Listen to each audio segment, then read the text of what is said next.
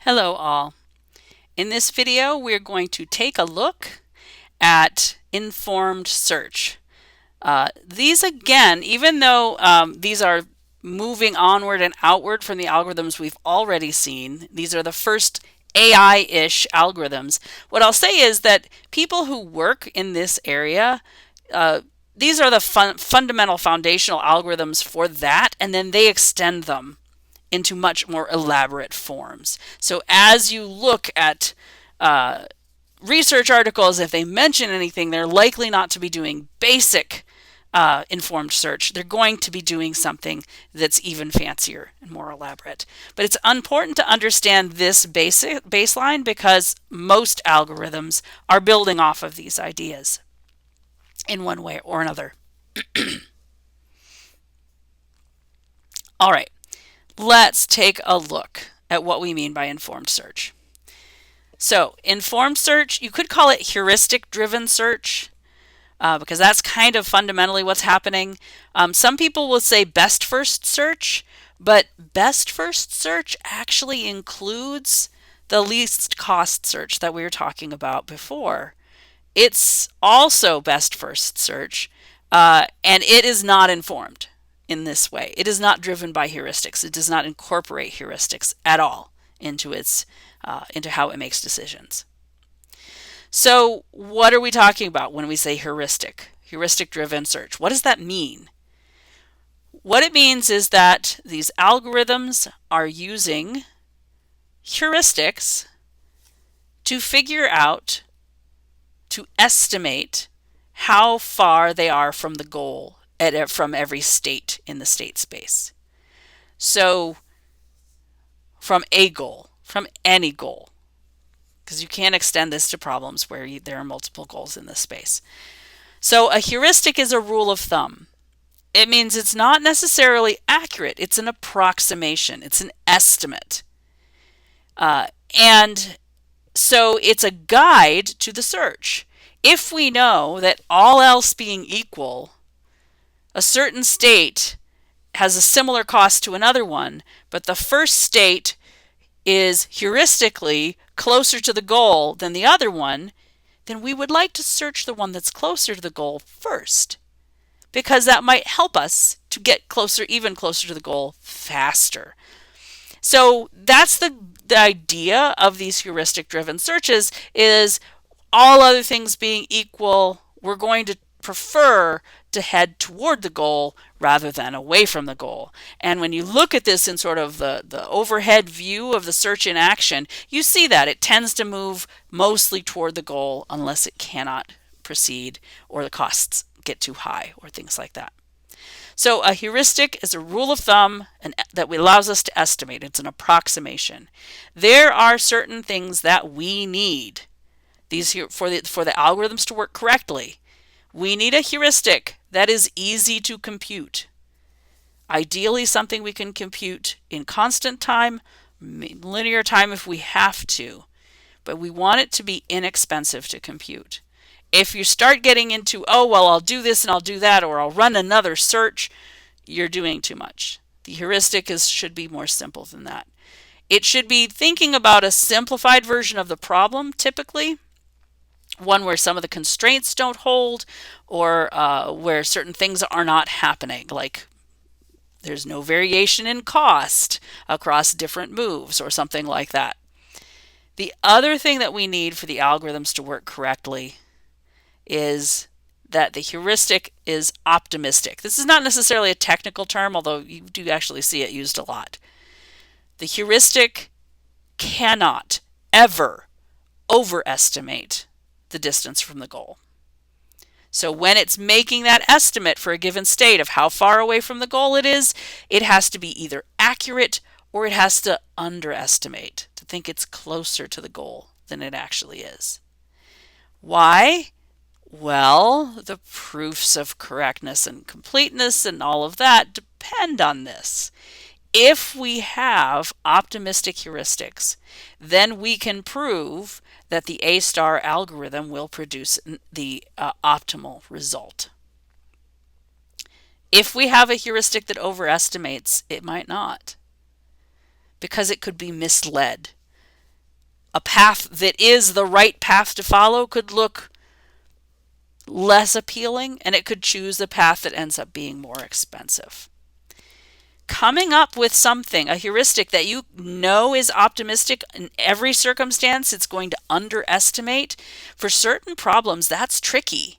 And you end up falling back on not particularly great, like things that wildly underestimate the costs. In the worst case, you simply say, oh, the cost of the goal is zero. I'm at the goal already. I could be at the goal right now. And then what happens is this all devolves back into the least cost search that we were talking about before. But generally, we wanted a heuristic that is easy to compute and optimistic, but we also want it to be as accurate as we can manage given those constraints. The more accurate it is, the better it will guide our algorithm. All right, how do we determine a good heuristic? Well, it's specific to the problem. So sometimes what you can do is to, as I said, loosen the requirements of the problem, allow it to pass through obstacles, so you just ignore the existence of obstacles, ignore the differences in cost and just assume everything is the lowest cost possible. There are sorts of things like that that we can use as humans to handcraft heuristics. And that has been for a long time the most common way to come up with a heuristic for a problem, is simply handcraft something that makes sense for the problem. There has actually been work on, say, using machine learning to try to learn the heuristic function. That's an interesting one. You kind of, if you're working in that realm of machine learning, the uncertainties of machine learning mean that immediately you're not necessarily talking about something being perfectly optimal. But you still could have evaluation. You can tell the quality of a heuristic by testing it to see how often it gives the answer that we would like it to give. All right, so I have some examples here. I kind of want to talk through these. So these are some of the state space problems that we've already looked at, and we can think about what it would look like to have a heuristic for these. So one of the ones we're going to keep coming back to, we've talked about multiple times and we're not done, is the sliding tile puzzle. So the 8 puzzle, the 15 puzzle in the 3x3 version or 4x4 version, and everybody knows this puzzle. A very, very simple heuristic is just to count how many tiles are out of place. If a tile is not in the correct place, it will take at least one move to get it to the correct place. It could be that it takes many more than one move. This is an underestimate. That's what we're looking for. This is a super easy one to do. It's not constant time. Well, I guess it kind of is because the board size is fixed, right? It's a 3x3 board, it's a 4x4 board. So it's either a multiple of 9 or a multiple of 16. So it's essentially constant time to calculate this, and it's underestimating. So it's a perfectly good one. It's not that accurate, right? It's pretty rough measure of where you are. So there is this other one that says count the moves between each tile that's out of place and where it should go. The problem with this is that doing this so that you never overestimate can be tricky. In particular, you can't count the blank because the blank moves around, and if you count it as well, you'll overestimate distances. Because a move fundamentally involves changing both a tile and the position of the blank. So this is a better estimate, right? You're looking at how far away from its goal is each tile. And so you're assuming that you're not going to pick them up and place them where they belong, but they're actually going to move them through the grid. But it's a loosened version of the problem because we're kind of ignoring the fact that other tiles might be in the way. So it's a good one, but again, it's more risky. It's possible to not implement it exactly right and end up overestimating and having an invalid heuristic. All right, let's talk about some of the others. The blocks world is a pretty easy one because it's a fairly abstract problem. Just count how many blocks are in the wrong place. If it's supposed to be on the table, is it on the table? If it's supposed to be sitting on top of another block, is it on top of that block? Does it have the right block on top of it?